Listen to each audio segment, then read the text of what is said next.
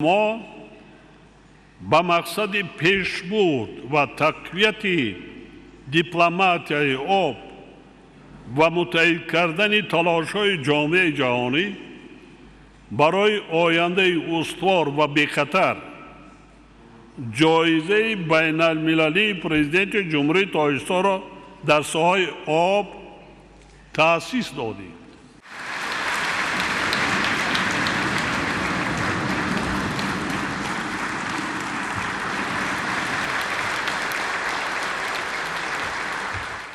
این جایزه برای اعتراف نمودن سهمی برجسته در رشد همکاری‌های بین المللی، تحقیقات علمی، سیاست استواری آب و پیشبرد راه‌های حل مؤثر مشکلات جهانی آب نگرانیده شده است.